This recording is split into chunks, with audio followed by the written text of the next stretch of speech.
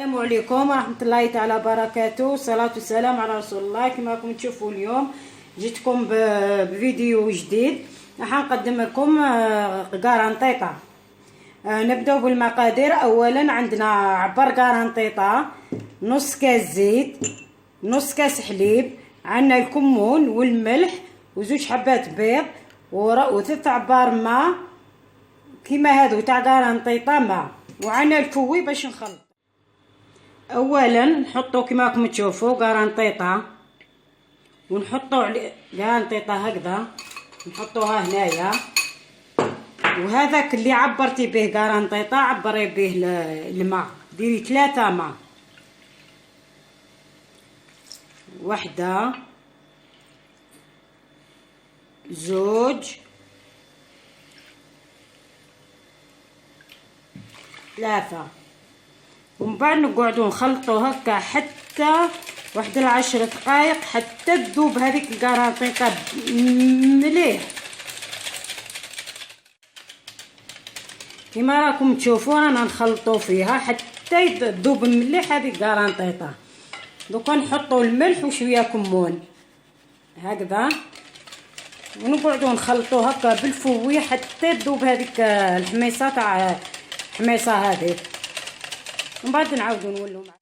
كما راكم تشوفوا بعد ما تخلطي واحد 10 دقائق حتى تذوب مليح هذيك لافارين تاع الحميصه قرنطيطه كما نقولوا حنايا، ومن بعد نحط لها نص كاس حليب، تعود ندير الماء، نقصت الماء وزدت شويه حليب تجي خفيفه، نقعدو نخلطو ثاني شويه، نزيدو نديرو الزيت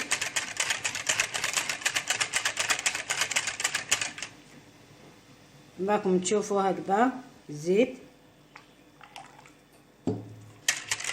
وخلطي بنيان وعمليه الذوق ذوقي، اذا لقيتيها ماشي مليحه زيدي لها شويه ملح. دوكا نديرو معاكم البيض ونقعدو نخلطو فيها مليح حتى هذيك الاخرى تذوب مليح.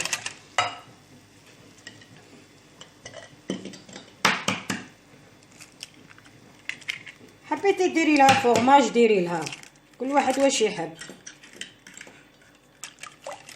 ونقعدو نخلطو هكذا، ولازم الكوشه تكوني شعلتها من قبل، لا لازم الكوشه تكون مليح تشعليها واحد 10 دقائق ولا ربع ساعه باش تسخن مليح. كما راكم تشوفوا بعد ما خلطنا كلش مع بعض، شوفي تخلط كلش، دوكا نفرغوها في البلا معاكم وندخلوها للفور الطيب، تكوني شعلتيه مقبل على 200 درجه، ونتلاقاو في طبق التقديم.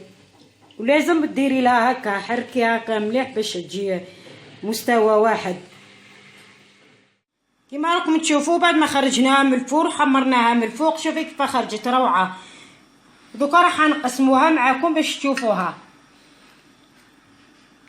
شوفي كيف جات، لا جات روعه، خرجت هايله، شوفي هايله.